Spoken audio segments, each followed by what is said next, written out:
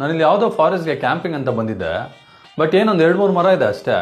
ನೀನು ಯಾವುದೋ ಒಂದು ಕಾಡು ಗೊತ್ತು ಅಲ್ಲ, ಒಂದು 12-15 ಮರ ಇದೆ ಅಂತ ಹೇಳಿದ್ಯಲ್ಲ, ಅದ್ರ ಲೊಕೇಶನ್ ಕಳಿಸಿ ಸ್ವಲ್ಪ. ಸರ್, ಈ ಫ್ಲ್ಯಾಟ್ದು ರೇಟ್ ಬಂದು ಯೂಶಲಿ 3-4 ಲಕ್ಷ ಆಗುತ್ತೆ ಪರ್ ಸ್ಕ್ವೇರ್ ಫೀಟು. ಬಟ್ ನೀವು ಬಾಲ್ಕನಿಗೆ ಹೋಗಿ ನಿಂತ್ಕೊಂಡ್ರೆ 1 ಕಿಲೋಮೀಟ್ರಲ್ಲಿ ಒಂದು ಮರ ಕಾಣುತ್ತೆ.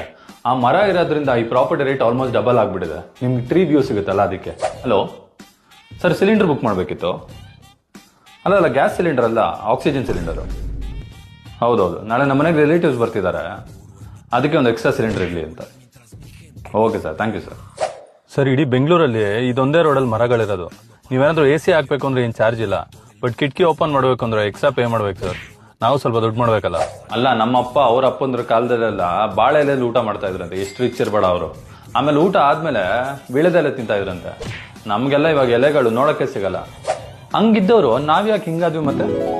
ಸರ್, ಒಂದು 15-20 ಸಾವಿರ ಮರಗಳು ಕಡಿಯೋದ್ರಿಂದ ಇಲ್ಲೊಂದು ರೋಡ್ ಹಾಕ್ಬೋದು.